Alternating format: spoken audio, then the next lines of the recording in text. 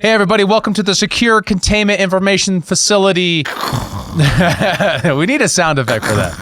We got some work to do in the studio here so we can have sound effects when Ben is not here, right? I could do that. I could take the stream deck back. We can make that happen. I could do it. Yeah. Just well, at least while he's on his special little trip he's on. It's the Alcatraz doors shutting. Exactly. Yeah. We're secure and contained, so don't share this with your friends until we post it publicly on the internet, which we probably will someday. This will not be a lockdown episode. I mean, we're going to be talking about pretty mainstream dialogues that's happening, unlike last time, right?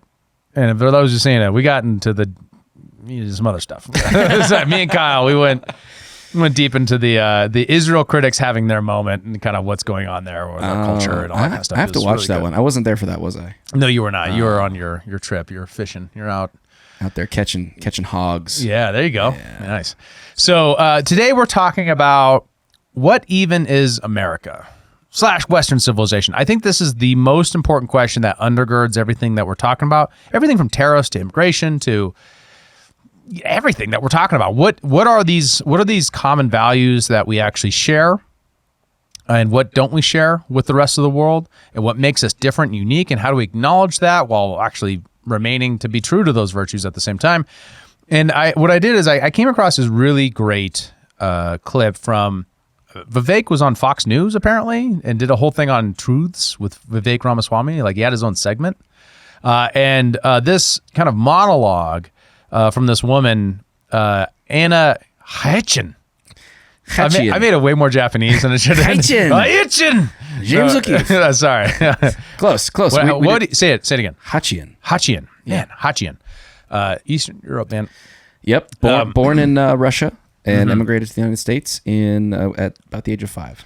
Yeah. As we just learned on her Wikipedia. Mm-hmm. And Ghislaine Maxwell's actress, or like an actress portraying Ghislaine Maxwell in a movie. That's all I'm going to tell you, and you just got to find that out yourself. Welcome to the SCIF. All right, so here's the clip. This idea of America as an idea or America as a proposition nation kind of gain a lot of traction lately, make a resurgence, and I guess what that means essentially is that it's a nation that is founded not on like a core ethnicity or a core culture, but a common creed or an ethos that everyone can or anyone can opt into if they're willing and able. And that, sounds like a nice idea to me. It's in theory, it's very flattering for most of us, if not all of us at the table. My answer to that is I don't know if the America is an idea camp is necessarily right, but if they are, America is an idea that's founded on a very specific set or system of values, norms, customs that is basically white, Anglo-Saxon, Protestant in nature. And I'm talking about things like individualism, freedom, tolerance, like all merit. Fair play is a big one that's big for me that gets lost a lot. Honor as a personal commitment versus as a kind of social mechanism, which you see in a lot of like Eastern and Middle Eastern countries and that sort of thing. Say more about that honor. That's fascinating to me. I mean, I think double click on that. I think the Anglo concept of honor is motivated from within the individual. It dovetails with the idea of like individualism and freedom. And I think in most other cultures, honor is something that's much more socially determined, that depends on saving face or being a member of your community. It's much more collectivist in nature. But isn't the whole idea of America is that we can accommodate both concepts? Yeah. That, we can come over here and we can have honor, we can have a community within our particular ethnic cultures, but we also have this larger thing that we all agree to abide by, and we're proud of that. Yeah, it's sort of like what John Murray Cudahy called the civil religion, right? Mm-hmm. That he talks about in the Ordeal America of as the civil religion. Yeah. Yep. I think it should go without saying that most of the immigrants who come to this country do so because they are trying to take advantage of, they want to enjoy these values, norms, and customs, whether or not they end up adhering to them. Yes. And I think it should also go without saying that when you profoundly alter the nation's demography through immigration, both legal and illegal, those ideals there will be a point of critical mass where those ideals do come under threat one way or another, and I think how we reconcile that is really the question for the future. And the fact is, like, this diversity, which is, you know, a strength, I think people miss the point of that statement, because when they say diversity is strength, I think the strength does lie specifically in our difference.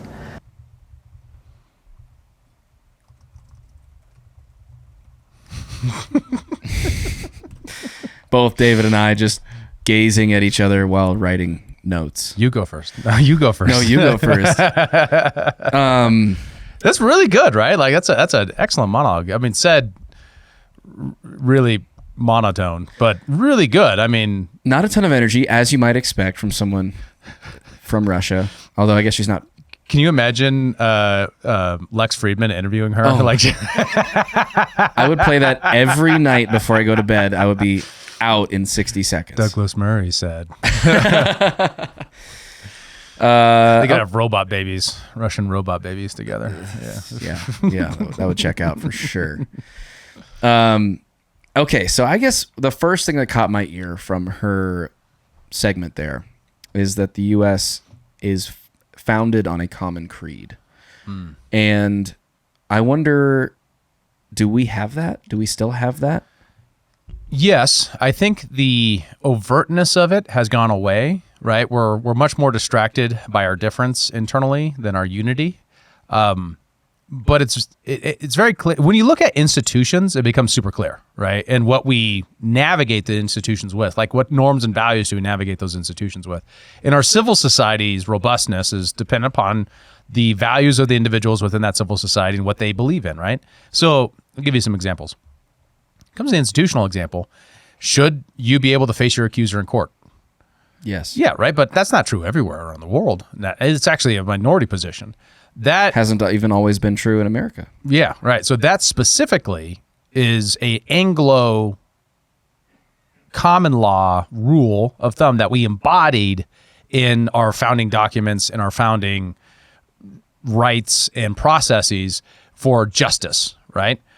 So those kind of go unspoken until you run into them. All of a sudden, everyone kind of agrees all of a sudden. That's what's going on there, right? That in institutions and kind of the institutional level.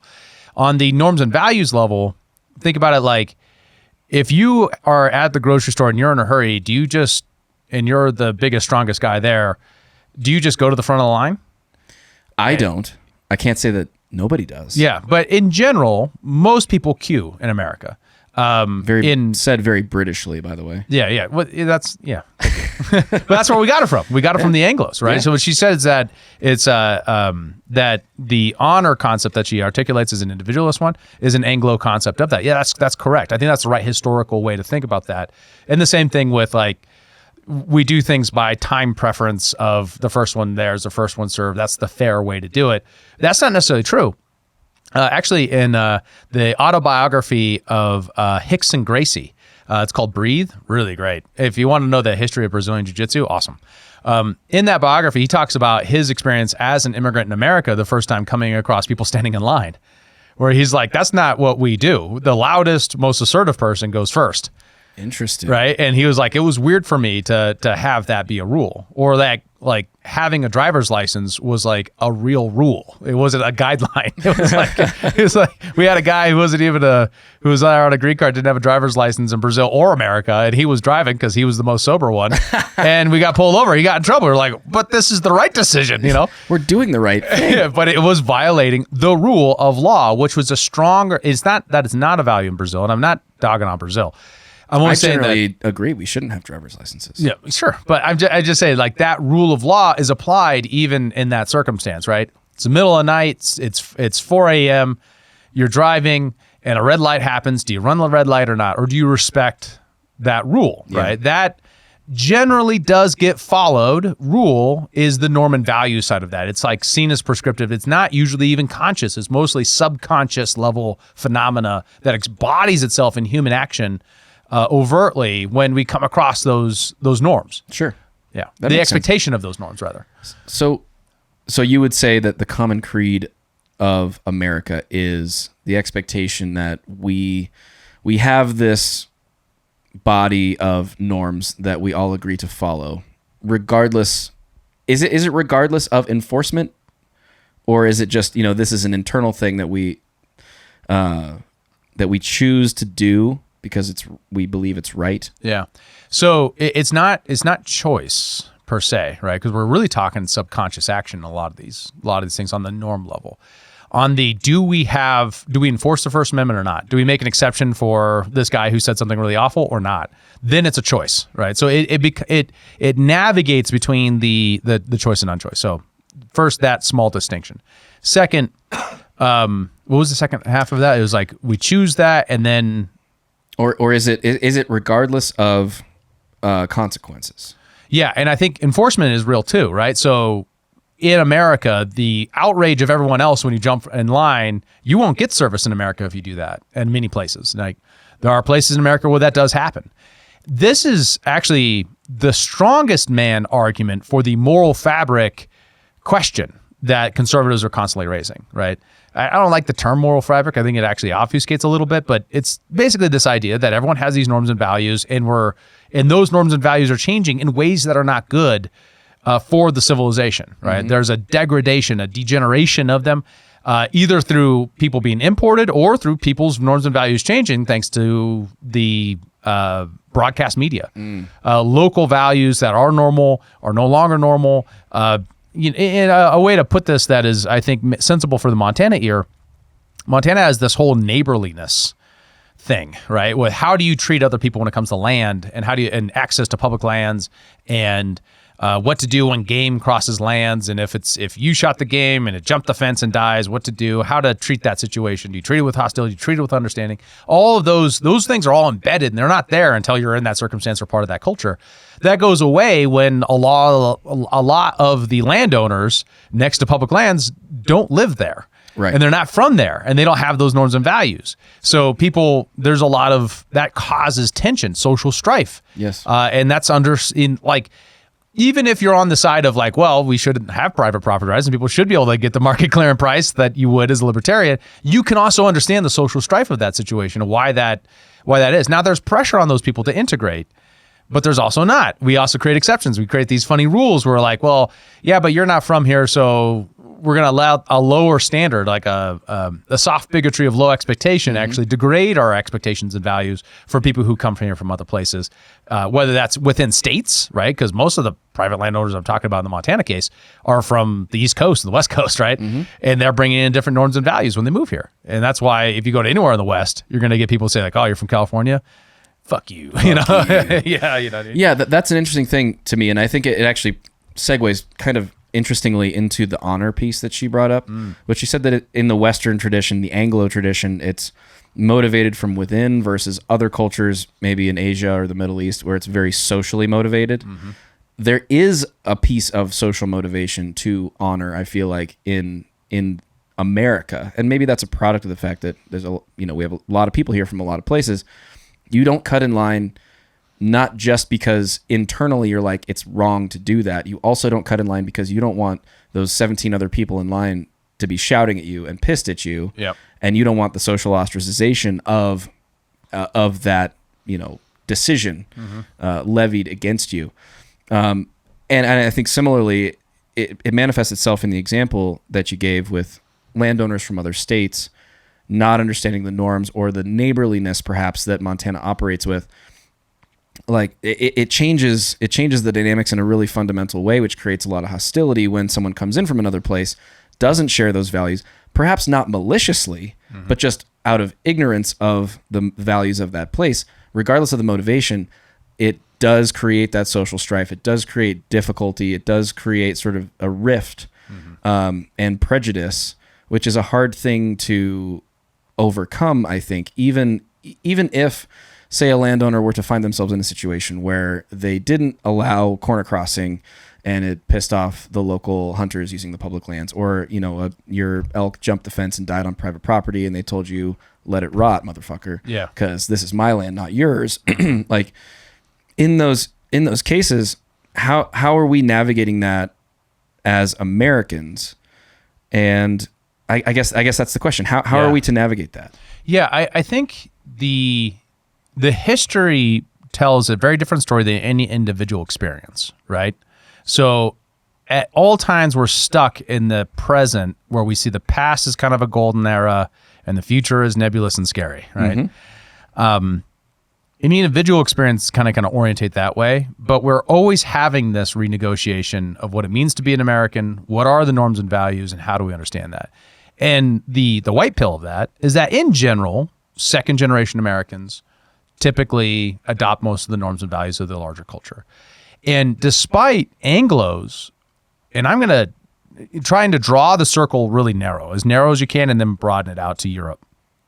What we're really talking about is a mixture of values that are Anglo in nature, meaning you're English, and differentiate that from Scottish and Irish values, which are different. And the amount of Scottish rural values versus Scottish elite values, and Scottish rural values actually go to the American South, where they grow up with black culture throughout the 19th century, and then those values that honor culture that is very much like, I don't think I've ever taken this before. You ever notice that Southern people are like ready to fight more than other people are in a lot of ways? Like it's very much like you've disrespected me and it's time to brawl. Well, I think it's a knife's edge. I think there's a tremendous amount of hospitality, but when disrespected or when trust has been violated, it's game on. Yeah. So like that is a distinction of value. And like when we bring that to the surface, like, oh yeah, I've seen that trend. I see that phenomena. And people move around the United States, that changes lots of things when it comes to local customs. Any individual experience is going to be, well, we had it really great and now it's bad. And so when you zoom that out, what tends to happen is the Jews that came in the 19th century largely integrated to those values, despite being from Eastern Europe, that aren't Anglo at all, right? Have very different sets of norms and customs. Same thing with Germans, Lutherans, folks like that are not the same as the Dutch, but similar enough. And that was close enough that there was a lot of easy integration. But one of the biggest debates after the founding of the Constitution is, what are we going to do with all these Germans who drink on Sunday? You know? And that... Create mimosas is what we do. Yeah, mostly I think it was lagers. But yeah, exactly. There's... And then South American influence and Spanish influence and things like that have evolved over time as well. Generally, those things embody themselves with incredible resilience, right? I mean, how many people do you know are very English, like super duper English, like that? They only have English ancestry. They understand English customs. Not very many. Not very many, right? But we live in a largely English, Anglo, Dutch orientation to when it comes to things like, well, we're two different individuals with different religious beliefs, and we're going to, because of the 100 Years' War, that's a long story, but because of the 100 Years' War, we're going to tolerate each other's stuff. We're not going to go to war in a feud over that because religion is fundamentally individualistic from the Anglo point of view. That those virtues or norms and values that we embody, like what you should do, virtues like how you should behave, those things do still govern us in a large way. And that's the incredible thing about it. And how to explain that, we can get into that. But what is part of that question of how do people integrate? Where do people go from their host country, they do bring those with them. Mm-hmm. I don't deny that. Mm-hmm. But it does seem that the more time goes by, it seems like these Anglo values, these mixture of Enlightenment with like Greco-Roman values, with Christian values, seem to, in America's case at least, despite being a very unique country in that we are an immigrant nation in a lot of ways, and we don't have the same kind of orientation towards nationalism that other countries get to justify through blood and through like the land that you've been on for, since time immemorial. Those things seem very robust regardless of all that. Mm-hmm. And I have theories on why, but I don't know why. Yeah. Well, I don't disagree with her statement that those things are being challenged pretty fundamentally. Yeah. With a rapid influx of migration, as she stated, legal or illegal, it's certainly changing communities. I mean, we've seen it with the whole eating the cat story, whether or not, that was ever actually true or happened en masse or was some isolated cases. Yeah. There was a small community in Ohio that was all of a sudden confronted with a very different cultural custom mm-hmm. that violated their sense of right and wrong. Mm-hmm.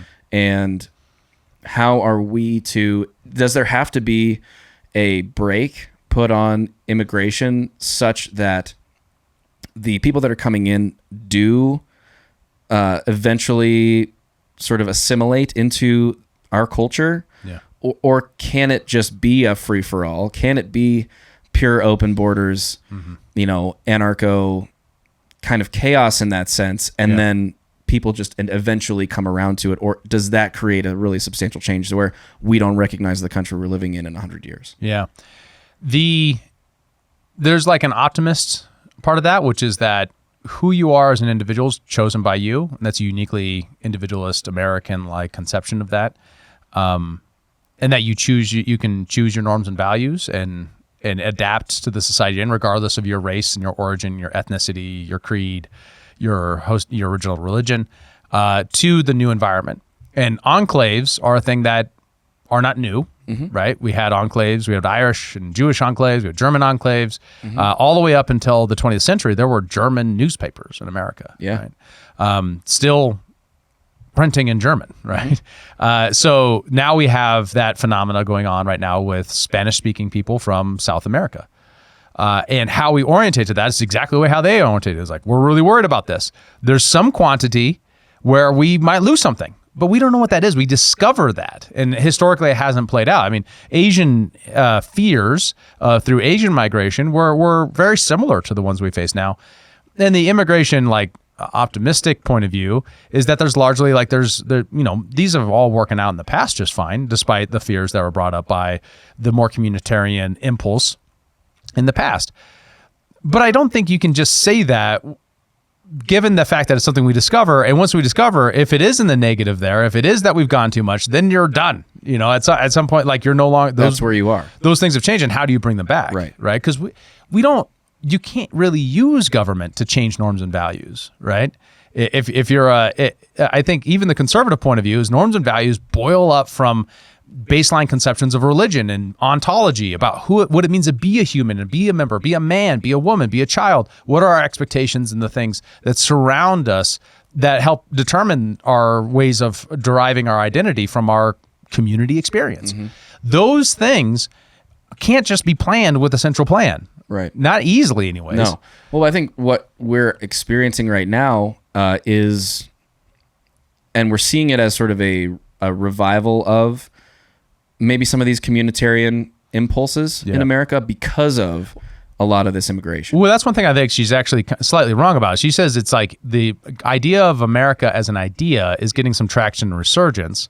But I think that's actually the wrong framing. I think the right framing is we have the rising of the MAGA impulse, right? Also is kind of correlated with a nativist and nationalist impulse, which is that the nativist is like that it really matters what your ethnicity is actually, and that people aren't all the same. And we're not just, singular units that can, packages like containers that you can just put any values into, but rather a lot of that stuff is kind of cooked into the egg. And then the nationalist impulse, which is like our government means something. So that nativist part specifically is that question. I think a lot of this America as an idea is actually reaction to the advancement of that idea. I agree. I'm just trying to pull up this article. This occurred to me as you were talking there. There's an article in the New York Times published around 2007 that talked about strength of community and like the different aspects that are stronger and weaker in a community when it has greater or less diversity. And one thing that was interesting is like communities that are higher in diversity culturally have high degrees of creativity. They're very like innovative. There's a lot of, this cross-pollination of ideas and they can be very dynamic in that way, but they're also much lower trust. And then communities that are more homogenous have much higher trust, stability, and perhaps they're a little bit less, of that sort of innovative, creative nature, but they tend to be safer generally because people are operating in a high trust way, understanding that, okay, these people around me share my values. I don't have to lock my front door at night because I'm not worried about that versus maybe I do. I don't know what values these people have if they comport with my own or not. Right. And like there's different ways of conceptualizing that and like embodying it in the person, right? So like we did that video with the guy from the FBI, the former FBI agent. He said Tren de Agua was in our little town that we live in. You're like, maybe I should orientate differently towards trust. you Yes. know, right. And when Yes. the cartel figures are in your town, and then a bunch of them got arrested. Just recently Here in Bozeman? Yeah. Oh. Yeah. So I think it was like 8 people were arrested and connected with Tren de Agua. That, like someone sees that in the newspaper and they're like, wow, this isn't what I thought it was anymore. But that's a particularly nefarious part of that, right? Like you don't want to do the collectivist error, which is to take that and apply that to all people from South America, right? I mean, not everyone's a cartel member. So you got to be careful about how you apply that, but it's understandable that people go to that place. And we did this on the immigration video. The Thomas Sowell work of charting how blacks moved from the South to all across America in the post-World War II period, World War I to World War II and then beyond, how that was reacted to by the black communities that they were moving into and the changing demographics. That different norms and customs came in and people were like, wait, these new guys are not like me, and they themselves are, bringing in a lot of stuff that I don't like. And also changing the perception of me in the eyes of my community because we look the same. Yeah, and what that suggests is that the genetic story is really relatively weak, right? Because you have blacks talking about blacks from the South being themselves. That's Thomas Sowell's point. Right. So the genetic point being weak is something that I'm largely sympathetic to. Right, that people do change their norms and values regardless of where they're from, especially over the generations, and that our institutions and our norms and values are strong and they have advantages because they're good. Maybe that's the right way to orientate that.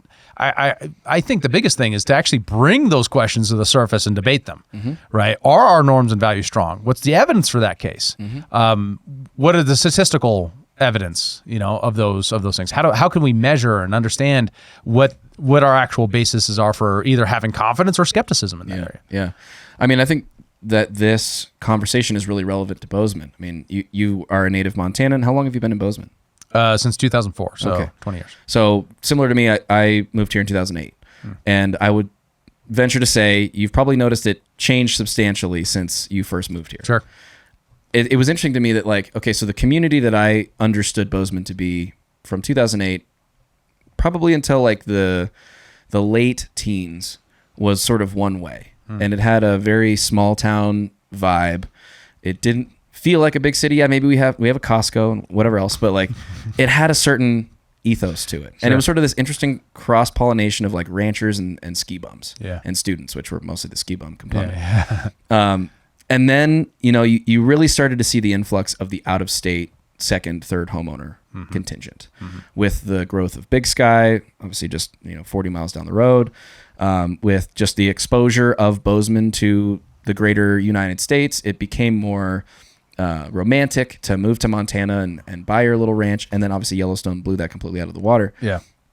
But then that was the first period of what I would feel like was community strife or growing pains in Bozeman. And I would say there was one before that too, when you could go down to Stacy's Bar in Gateway if you had long hair in the 90s and you would get a haircut whether you wanted one or not.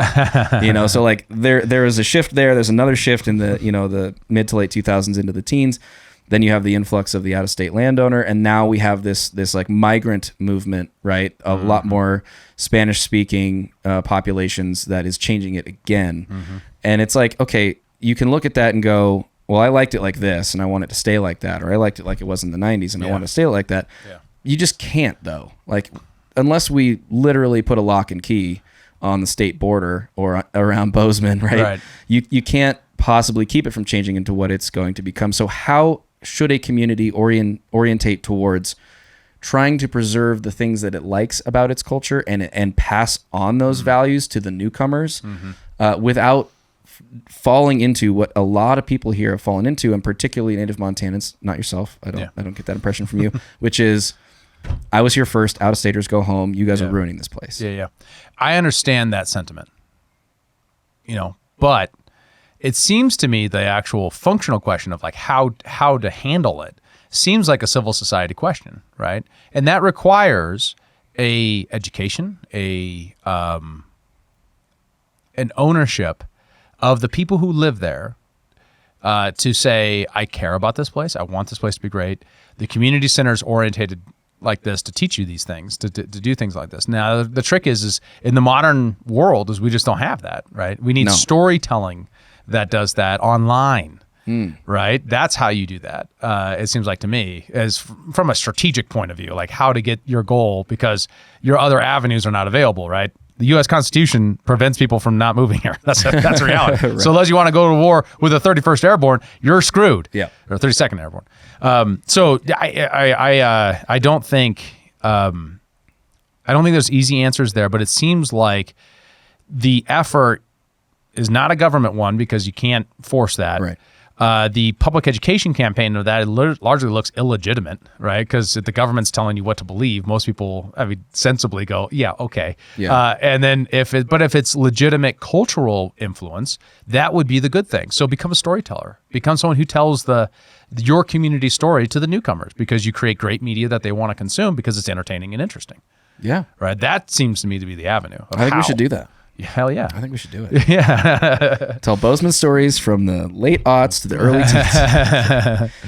I think that's an interesting question. Yeah, for sure. No, I think that's real, and that gets to the heart of it, because I think, and it's a Bozeman thing. You got the rent prices and the home prices, but it's an American thing. Yeah. It's a world thing. I mean, there's the movement of people has accelerated greatly with technology to move and the willingness to go where good jobs are that you want to do that. I mean, and like the pessimist side of that largely just provides negative motives regardless of the real motives, right? And that's where I think it's most that video, for example, is most beautiful, right? Where it's saying immigrants come here. When you speak to them, and I've known quite a few immigrants, almost universally have said, because I appreciate what about America stands for: freedom and opportunity and justice and those kind of concepts. Like the strong institutions is what I'm here for. The ones I talk to are like, what I worry about is how they're going away, how those things are at threat.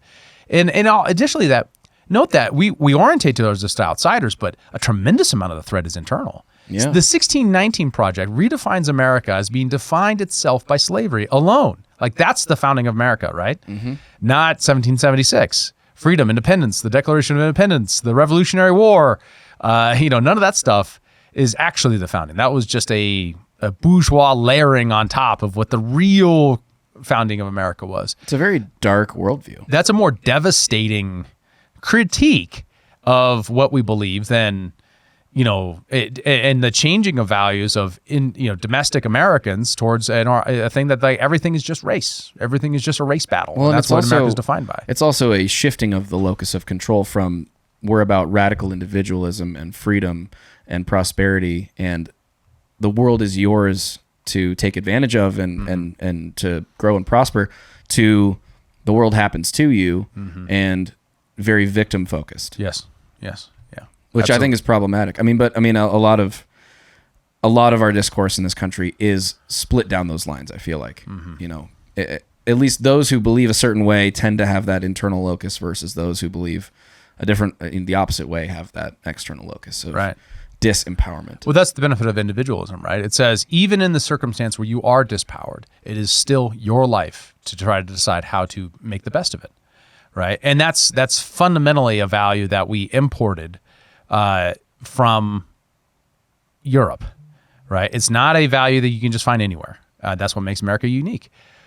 There's this temptation to be like, America invented those values, right? And there is a sense in which, especially when you look at things like free speech and institutions like that are individualistic, where we look at Europe and like, what the fuck are you doing? You know what I mean? Like J.D. Vance was literally in Europe doing that. Yeah. Less cussing, but there you go. Saying this is supposed to be what we hold in common. So we both don't want to own too much of it, but we also want to recognize where it comes from and say that these are unique institutions that are precious and being willing to defend them. Absolutely. Mm-hmm. And the underlying virtues underneath those. And that's where it gets into the culture bit. So there's this great book, trilogy actually, by Deidre McCloskey called Bourgeois Values, or Bourgeois Virtues is the first book in the series. And it's a whole bourgeois series where, as an economic historian, Deidre goes through and says the numbers really matter, but they actually don't capture the whole picture about why prosperity is what it is. How did we get to this place where we're the richest, freest country in the world?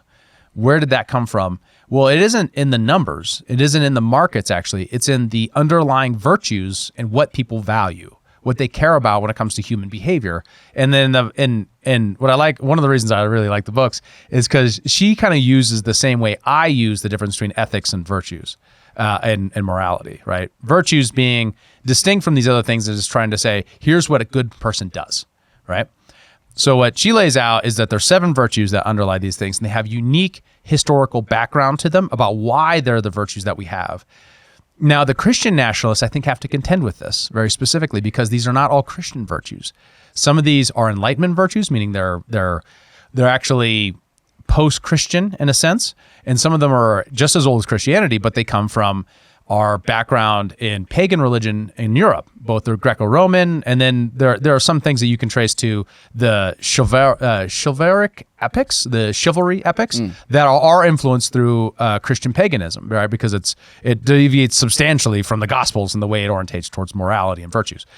Anyways, so first one's prudence, right? Which is a classic like non-Christian value in the sense that it says you should do the thing that is practical and makes sense for the thing, right? So anytime you hear someone say common sense, what they're talking about is prudence. And that prudence as a value is like that person that can calculate the future, has foresight, and can see ahead of the curve, and the ability to manage resources effectively. It's specifically it's in contrast to generosity, right? And charity, which is, other virtues.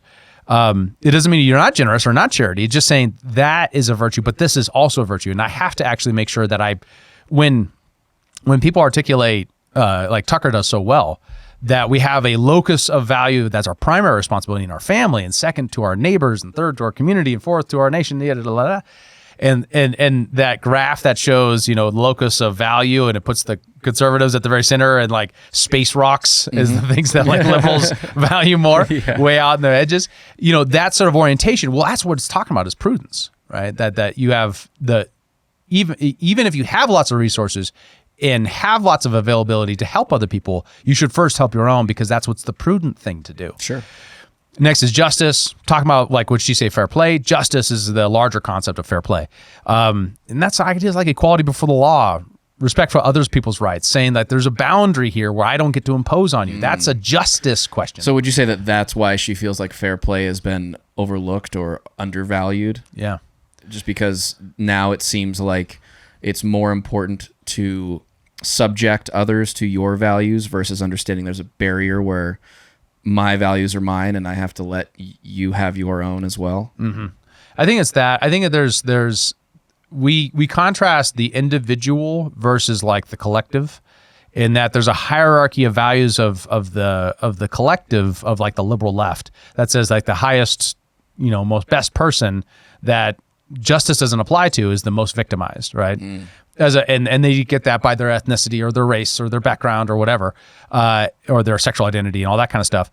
And what the more traditional concept of justice is that the individual that is injured is the victim in that circumstance, but they themselves don't have an innate specialness to them. Does that make sense? So that individual orientation of justice or honor, as she put it, is that itself is unique to the experience of what in Anglo tradition evolved out of the English Civil War and anti-crown sentiment, going all the way back probably to the Norman invasions, but we don't really have a good sense of this until the levelers and rebellions against the crown that they had to face. And then eventually embodying of self in John Locke and the Enlightenment and all that and all that richness of philosophy that have underpinned what I would describe as the common Western civilization. And those norms and values exploded all over the world in the British Empire, but also in the American Empire post-World War II. So that everyone's kind of has like this concept of property rights. Now the enforcement isn't there as much, right? Because they don't have the norms and values. They've imported that institution. They don't actually have the underlying norms and values that undergird it. It's almost like it's just a mask. It's not deeply ingrained. Well, and it can work really quite well, right? So countries that do adopt separation of powers do better than countries that don't, right? In general, there's been some really interesting studies on this, like long-term historical looks at like when the UAE implemented more Western courts, did they do better, right, in terms of like confidence in the rule of law and justice? So there's some evidence to suggest that's true, and there's some other, and that's a completely foreign culture to that idea, and they just imposed it on top and still got better results. It's the same thing with property rights. When you have these post-communist countries, when they need to, when they need an alternative to the government literally owning everything, what do they go to? Well, individuals owning things, shares, price mechanism, things like that. Well, the countries that did better. South Korea, right, versus North Korea. So those, you can be confident in those institutions, but that doesn't mean your confidence should extend beyond what the individuals who comprise those institutions believe in, right? And another one, courage, right? So like willingness to take risks and innovate. This is specifically a bourgeois concept of courage, right? That is in contrast to the soldier's idea of courage, of bodily courage. So what happened in the Enlightenment is we said, actually there's a lot of virtue in that person that goes out and takes that risk to go create that new product to solve someone else's needs. And we lifted that up and said, this is a wonderful thing.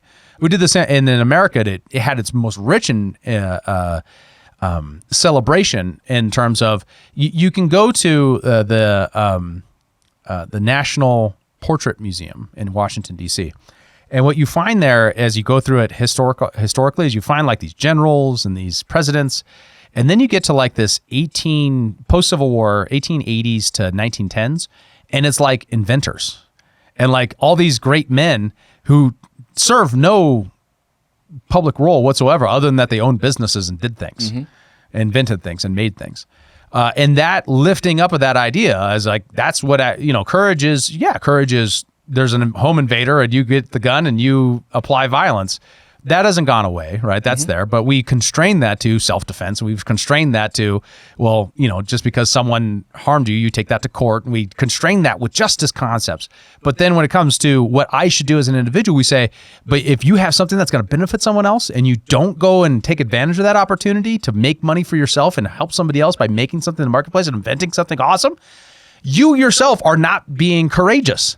Right. And what that would have seen traditionally has been like, well, you're disrupting the status quo. That's not very virtuous of you. Yeah. Right. That's not very fair. Yeah. It's not fair to the You're people. You're taking money out of the pocket of the horse and buggy builder by creating a car. Yes. Yes. Yeah. There's a classic case of King of France. And a guy goes and he has a new invention and he says, I got this great new invention. I want to patent it and do all this stuff. And the guy's like, that's great. You're going to stay here with me forever and make these things and sell them. And I will own them and we'll make money together. And he's like, no, I want to make money. That's the difference in terms of these things. I mean, like the individual sovereignty part of that. Temperance, self-control, moderation, that has its own role. That's a very Christian concept. It has its pagan influences too as well. But temperance is as like that, the idea that the pursuits that there's a limiting factor, and this is probably the thing where we struggle with the most as a culture now, that you don't want to overindulge. You don't want to be self-destructive. You don't want that thing that you're doing to actually encourage in others the worst parts of human behavior and action. But that's like an underlying, that's a hugely Dutch influence that we have that we brought over. That actually was imported to Anglosphere and then imported to America in a lot of ways too. Faith, Christian virtue, in terms of the framework of belief in the future, a commitment to like making your children's life better off, that's unique. There's lots of places in the world where they have no prospects at all believe that their children's lives will be better than their lives were, right? They're locked into their social class forever, even into their trade. Yeah. Right. So that the underlying idea of progress is actually a faith that we can do, right? And that's we got that from Christianity.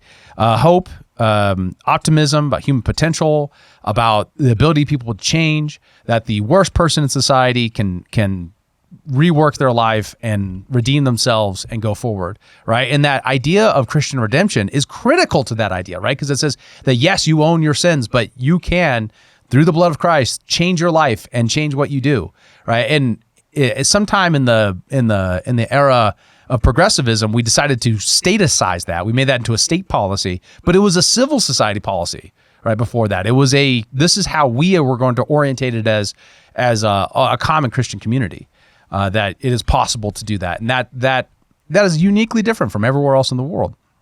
And we got that from European Christianity. And then lastly, love as a virtue. Charity kind of is embodied that, or agape in terms of like God love.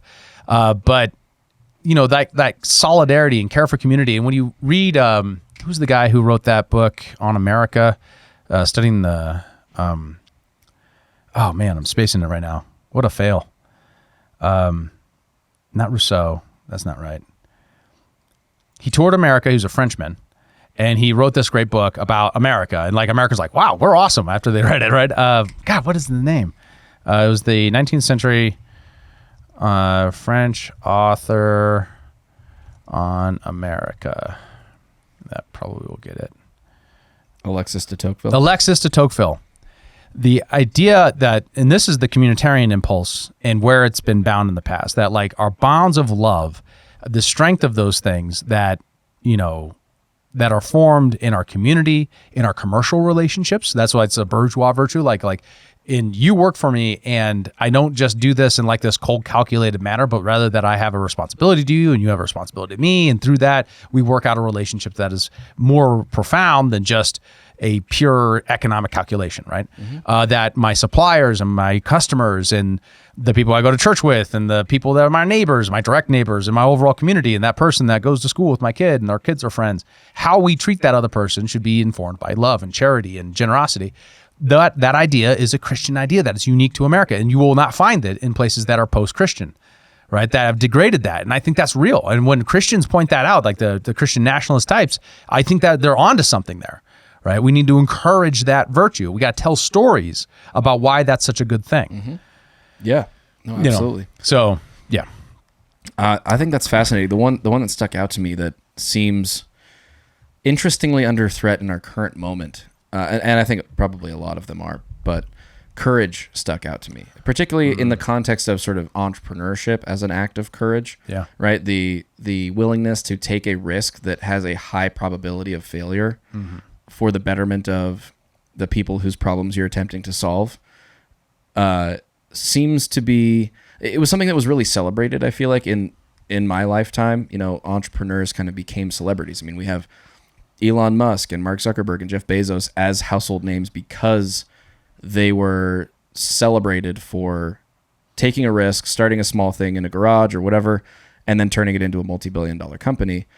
And now that they have been successful, they are villainized by a certain segment of our society. Yeah, it's like it's a pattern that's played itself out before, right? In that portrait gallery thing I told you about, by the end of the progressive era, those guys all became villains. Yeah. They were all cast as the robber barons who took advantage of people. Now there are situations where those guys got way out of left field, like and did terrible things, like union busting and stuff like that got incredibly violent and terrible. So I'm not trying to take anything away from that. For sure.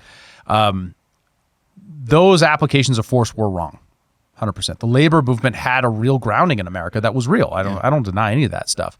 I got some beefs when it comes to Labor Relations Act and getting government involved, but other than that, there is the value participated by those people when you measure it is tremendous for the average person. Going from burning whale oil to burning oil, is Standard Oil. That's who did that. Right? Who changed that dynamic? So we saved the whales, and people got cleaner burning, and there is that put us on the pathway to be able to electrify and all that kind of stuff. Yeah, through coal and all that kind of stuff. The virtue of making that contribution, right? One other part of that, the love part of that. Almost all of our libraries and universities in the West were created by those people when they died. They gave a lot of that money away and said, we're going to create Stanford University, for example. A bastion of freedom. Well, but that's how it was founded, right? It was founded by a capitalist who wanted to just give back to his community, right? So those things built our society, right? And then we largely turned them into villains, the statists did, and then said, those guys are all the bad guys. And so we're seeing that return now. In fact, it's pretty overt. If you watch Crystal Ball on Breaking Points, for example, they're going on a whole rant about how this is the new Gilded Era, concentration of wealth is as worse as it's ever been, kind of stuff. Rather than looking at their contributions, they only seem to see that these people are unequal. Right. Well, and maybe the concentration of wealth is, as unbalanced as it's ever been. I don't know if that's true. Well, it is because the baby boomers are wealthy, right? And they got to work their whole lives and build up capital, and that's why the statistic actually runs that way. Now, you have more people in those top brackets of consumption because they're the wealthiest generation that's ever been when they were born and then got to proceed forward. Well, and they also got the benefit of what Warren Buffett calls the American tailwind, which is essentially just steady inflation through the era of the Federal Reserve. Yeah, right. And having assets in times of inflation are beneficial. And if you don't have assets, it's really difficult to come up through that. Yeah. So you have the post-Volcker the Fed as a component of that. You have a responsible Fed with Volcker in the late 1970s, early 80s that really set the stage for the boomer explosion throughout the 1990s and created all this wealth that we see today when they're starting to retire now.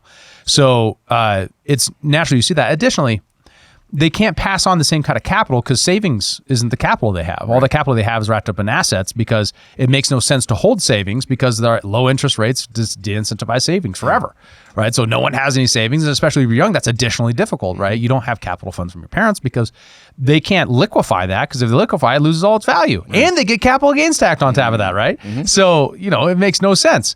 You got to wait for them to pass off to pass off. That's weird. Pass on to die in order to take advantage of that additional capital. When the traditional way to do it, pre-Fed, would have been that they would actually have things that they could actually physically transfer to you, actual gold, silver, cash, money in a bank, in an account that they could then move to you. Transfer free because we had no capital gains tax. Right. They have to do it through gifts and through novel mechanisms like trusts and charities and things like that. And all of that adds friction costs, making it more difficult, especially for your middle class to be able to transfer. Right. It's extra difficult. If all your wealth is wrapped up in a house, you got to sell the house in order to turn it into capital for you to go pay for your college. Right. Who's going to live? Where your parents going to live? Right. So like all of these things. And don't underestimate, too, that they grew up in a much smaller regulatory environment. Oh, yeah. Right? So even in the 1980s, we're still looking at a federal code that is orders of magnitude smaller than it is now because all those institutions were in the 70s. So they're just piling up code through all this time frame. So not to mention cartelizing that the code does to make it more harder to compete. Like, there makes sense why that faith, that hope in the future feels diminished in this time. For sure, right? And at the same time, you're vilifying entrepreneurs and or at least former entrepreneurs, now business owners. And even as I think we still do keep entrepreneurs in a good place in our culture, there's largely a lot of skepticism around that, around the prospects for the future. Yeah. And that's and if we're talking about that, then we're actually engaging where the real value is at and saying, well, we need to cast a vision, create things that cast the vision that people can buy into and our team buy and love, that show that this is that embrace these values and show that these things are still possible. But what if the system itself is set up to make those things less than possible or impossible? Yeah. Right? And is that just lying at that point to cast a vision that isn't reality? Yeah. And it's one of those things that sometimes you got to kind of dress up in the thing you want to be before you can be that thing, right? By casting a vision of how things can be more hopeful and making that case first, that progress is still possible. And I mean material human progress, but also redemption. That you actually lay the groundwork for when people say, hey, we're going to get a bunch of federal code that's standing in the way of businesses. People will be like, oh, well, yeah, I mean, I already have the value that people can do better by each other, that people, it's not naive, but I have a fundamental belief in people that when you have strong institutions that limit our excesses and limit our ability to harm one another, will step up and do good things by one another. Yeah. And that does require high trust. It requires some commonality here. But when I look at the Latino community, for example, I don't see people who completely disparage entrepreneurism or justice or like every community struggles with temperance questions or struggles with questions of faith and hope in their future. But I see large amounts of faith and hope in that community. For sure. I mean, right? I would say to the entrepreneurial spirit of the Latino community we've seen here in Bozeman, we have dozens more taco trucks than we had in the last 10 Yeah, years. and with an incredible quality. And That's they're great. That's my favorite thing to say. When people get in my Uber and they're like, "Oh, you're from here? Oh, okay. What do you think about all the people coming here?" It's like, you have no idea how bad the food was in 2005. All right, it was not a lot of options. They weren't great.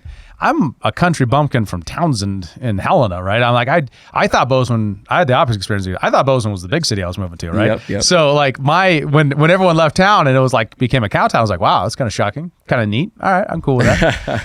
But the difference in terms of like value that you can create in Bozeman now, the opportunity to make something is way bigger now than it was then. For sure. There were no jobs. And people are complaining about jobs now. It was way worse back then, right? In terms of, there wasn't a laser industry of substantial size. I can go to a bar and talk to any random person. You can find someone in photonics. Dude, I know. It's like every fourth person. Yeah. So that's a good thing to me. We're creating a specialty in comparative advantage for creating lasers in Bozeman. That's awesome. Yeah. Right. We've got a self-driving car company founded here. Wow. Publicly Cool. traded. Aurora Technologies, I think it's called. Nice. Yeah. Yeah. I was talking to somebody who's working on cobalt batteries. Right? Like that would be better in cold environments for starting and maintaining charge. Yeah. Rather than lithium batteries. Yeah. Very cool idea. Super. Hopefully they make something awesome. But I don't know. I mean, like, but that's that hope, that belief that it's still, that we haven't, yes, all of the low-hanging fruit's been plucked, maybe. But let's build a fucking ladder. Let's do the next cool thing. And that, that's, when you look at the larger culture and how we engage with it nationally, that's the difference between, having a 12-story rocket be caught versus like going to the Russians and buying a rocket and having them send something up to the moon. Like, let's go build cool stuff. Well, a lighter regulatory environment's better for that. Yep. And that's like the best case for the libertarian case of it isn't that we shouldn't regulate the market. If anyone who sees this isn't agreeing with us on the regulatory question, it's that we should regulate after injury. Right. So it's like it isn't that no one should regulate anything, right? That's like the straw man case. It's that you are liable for what you do. And if you injure somebody afterwards, we're going to find in that individual case what you did wrong and then compensate that person through a speedy, just legal process that is affordable because it's been well invested in. Right. What we've done is we've basically said, no, we're going to regulate you up front with some bureaucrat who doesn't actually do the things that you do and doesn't actually know your industry.